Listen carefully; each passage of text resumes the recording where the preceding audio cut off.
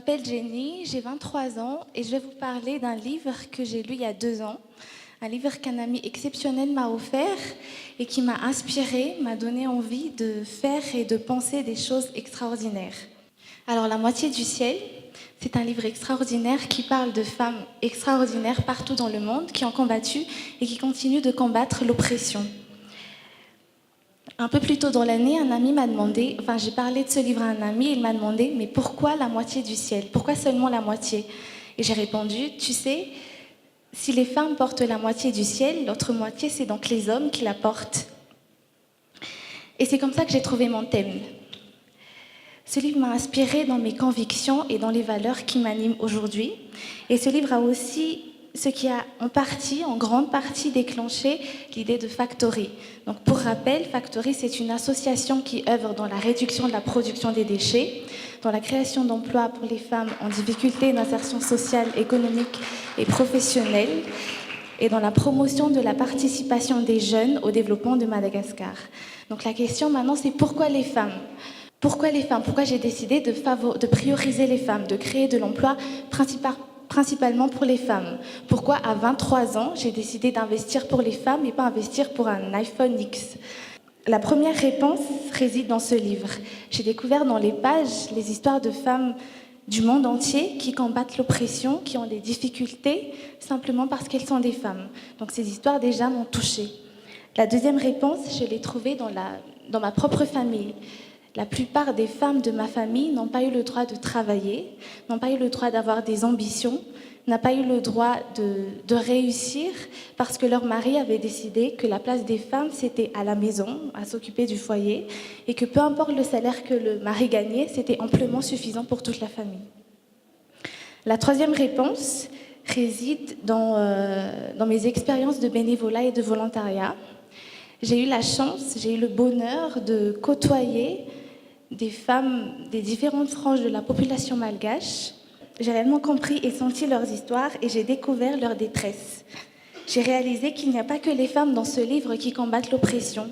Il n'y a pas que les femmes de ma famille qui ont des difficultés. Il y a aussi les femmes que je rencontre dans la rue, que je rencontre dans les bus, que je rencontre quand j'achète mes moufgas et mes ramanounak le matin.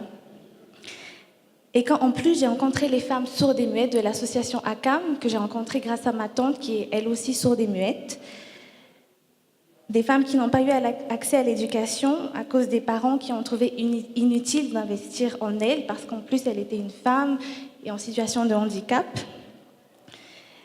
des femmes à qui les autorités compétentes n'accordent aucune faveur, j'ai vu à quel point c'était encore plus difficile d'être une femme.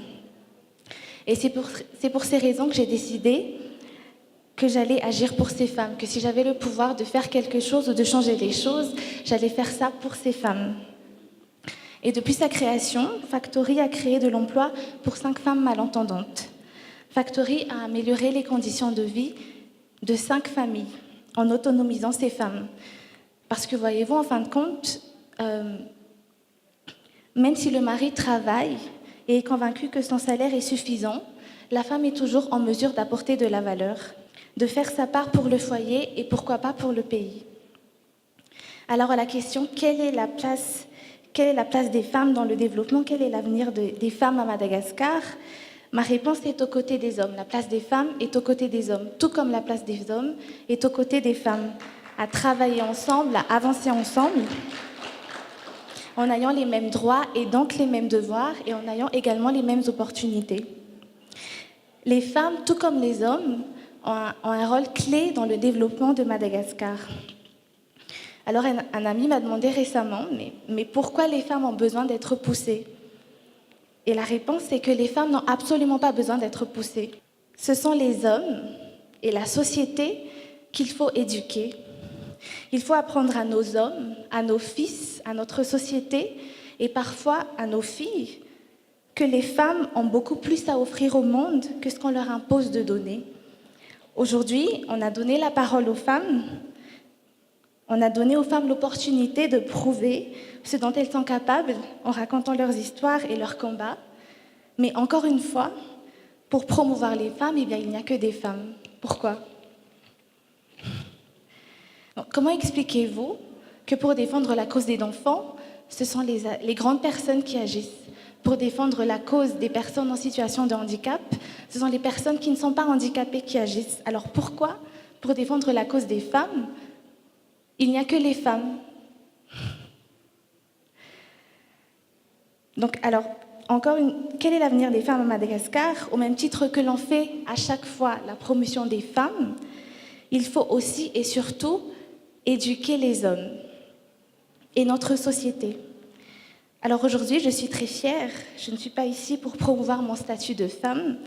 Je suis ici pour raconter le combat de ces femmes malentendantes à qui on a donné des opportunités et le travail des volontaires de Factory qui ont rendu ces opportunités possibles. 75% des volontaires de Factory sont des hommes.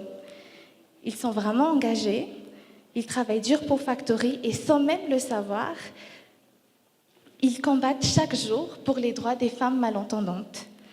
Alors, encore une fois, quel est l'avenir des femmes à Madagascar? L'avenir des femmes commence là où on accepte que les femmes sont en mesure d'apporter de la valeur. L'avenir des femmes commence là où on accepte que les femmes peuvent aussi agir pour le développement de Madagascar. Merci.